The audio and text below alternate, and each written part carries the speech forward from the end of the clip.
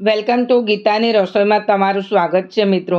તો મિત્રો, આજે આપણે એકદમ નવી રેસિપી જે બનાવીશું અને એ પણ આપણે બાળકોને બહુ જ પ્રિય છે અને બાળકોને તો આ ખાવામાં પણ બહુ સારું લાગશે. તો બાળકોનો ફેવરેટ એવો આજે આપણે એક નાસ્તો નવો બનાવીશું.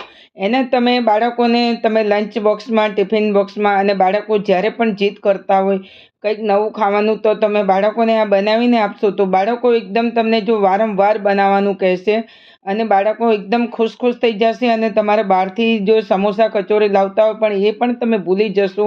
તો આજે જે આપણે નાસ્તો બનાવવાના છે એ પૌવામાંથી બનાવવાના છે અને પૌવાને આપણે લઈ લેવાના છે અને એને આપણે તમારે જાડા પાતળા ગમે તે પૌવા તમે લો એ પૌવાને તમારે લઈને પૌવાને તમારે ક્રશ કરી લેવાના છે, એનો પાવડર બનાવી લેવાનો છે.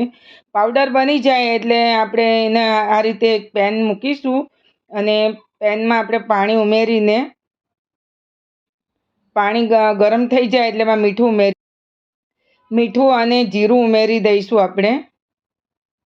અને મસાલામાં બીજું આપણે તલ ઉમેરીશું. તો તલ સારા એવા ક્રંચા સરસ લાગે છે અને સાથે આપણે ધાણા ઉમેરી દઈશું ફૂલ એવા.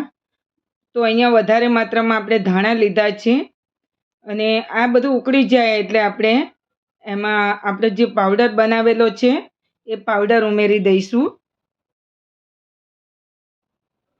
અને પછી આપણે બાઇન્ડિંગ માટે થોડો બેસન લઈ લઈશું. તો તમે બેસનની જગ્યાએ કોઈ પણ તમે ચોખાનો લોટ પણ તમે ઉમેરી શકો છો. તો હવે આપણે આ બધું મિક્સ કરી દેવાનું છે અને સરસ એવું આપણું લોટ તૈયાર થઈ જાય એટલે આ રીતે આપણું મિશ્રણને ચલાવતા રહેવું અને એકદમ એને શેકતા રહેવું. તો આ રીતે એને આપણે બધું મિક્સ થઈ જાય એટલે એને આપણે એક પેનમાં ઉતારી લઈ લઈશું. તો આ રીતે જો નાસ્તો તમે બનાવજો અને બહુ જ ઈઝી છે અને ફક્ત તમારો 10 કે 15 મિનિટની અંદર બની જતો હોય છે અને ઘરમાં રહેલી વસ્તુમાંથી જ તમે નાસ્તો તૈયાર કરી શકો છો.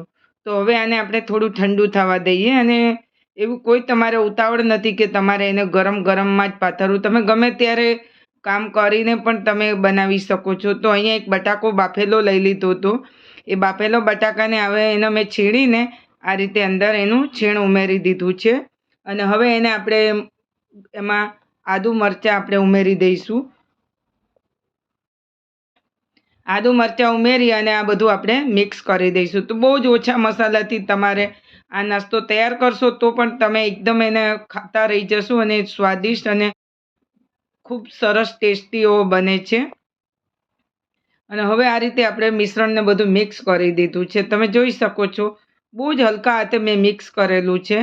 એને હવે આપણે આ રીતે બે ભાગમાં હું વેચી લઈશ અને અલગ અલગ આપણે જે તમારે જો વણવું હોય તો તમે પાટલી પર વણી પણ શકો છો. કોઈ પણ તમે આકાર એનો આપી શકો છો, ડિઝાઇન તમારે કંઈ પણ તમારે એની કટલેસ બનાવી હોય તો તમે કટલેસ પણ બનાવી શકો છો. તમે રાઉન્ડમાં ટિક્કી પણ બનાવી શકો છો.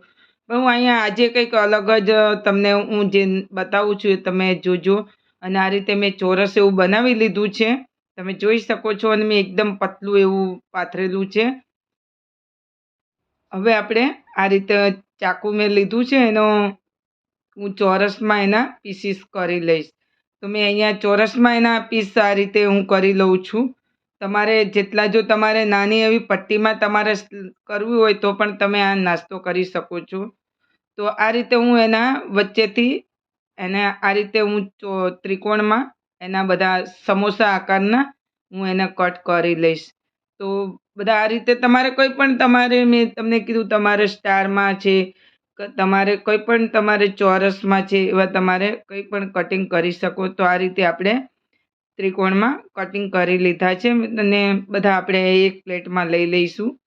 તો આ નાસ્તો તમે જો બહારથી કંઈ પણ તમે સમોસા કે કચોરી કે કંઈ પણ લાવતા હોય તો પણ તમે આ ભૂલી જશો અને આ નાસ્તો તમે જ્યારે પણ આપણા ઘરમાં કોઈ ગેસ્ટ કે આવી ગયા હોય, કોઈ જલ્દી મહેમાન કે કંઈ આપણે એને નાની મોટી એવી ભૂખ પણ લાગી હોય તો તમે આ નાસ્તો બનાવી શકો. તો અહીંયા હું તમને બીજો પણ તમને હું બતાવું છું. આ રીતે તમારે પટ્ટી કરી અને આ રીતે પણ તમારે એને ફ્રાય કરી શકો છો. તો હવે એને આપણે તેલ ગરમ કરવા મૂકી દીધું છે અને આ બધો નાસ્તો આપણે એને ફ્રાય કરી લઈશું. તો હવે તેલ પણ આપણે થોડું ઉમેરી દઈશું. અહીંયા તેલ મેં ગરમ કરવા લઈ લઉં છું ને થોડું તેલ અંદર કઢાઈમાં પડેલું હતું, મેં ઘઉં તળેલું હતું થોડું. તો હવે તેલ આપણું ગરમ થઈ ગયું છે અને આ રીતે હું નાસ્તાને અંદર જેટલા જોઈએ એટલા હું એને પહેલાં ફ્રાય કરી લઈશ. હું પહેલી બેચ હું તમને થોડો એવો ફ્રાય કરીને બતાવું છું. તો આ રીતે તમે જોઈ શકો છો મિત્રો. તો હવે મેં જેટલા પેનમાં આવે એટલા હું અંદર મૂકી દઈશ અને આ રીતે એને હવે આપણે એને ફ્રાય કરી લઈશું. થોડો હલકો કલર ચેન્જ થાય એટલે એને તમારે આ રીતે ઉલટ પુલટ કરી દેવું અને તમારે લો ટુ મીડિયમ ગેસ રાખી અને તમારે ફ્રાય કરવા. તો આ રીતે હવે આપણે એના બધા ફ્રાય કરી લઈએ. તો થઈ ગયા છે આપણા ફ્રાય, તમે જોઈ શકો છો ને એકદમ ફૂલીને પણ સરસ એવા થઈ ગયા છે. તો આ રીતે તમે જોઈ શકો છો મિત્રો. છે ને એકદમ ઇઝી નાસ્તો બનાવવો. તો મેં અત્યારે હું તમને આ રીતે પહેલાં ફ્રાય કરીને બતાવું છું અને તમે હવે બીજા પણ આપણે આ રીતે સેમ ફ્રાય કરી લઈશું. અને આને તમે બનાવીને તમે ફ્રીજમાં પણ સ્ટોર કરી શકો છો અને તમારે ગમે ત્યારે બાળકોને તમે બનાવીને આપો છો અને ફ્રીઝરમાં તમે આને બનાવીને એક ડબ્બામાં એરટાઈટ ડબ્બામાં ભરીને તમે મૂકી શકો છો અને તમારે ગમે ત્યારે બનાવી શકો છો.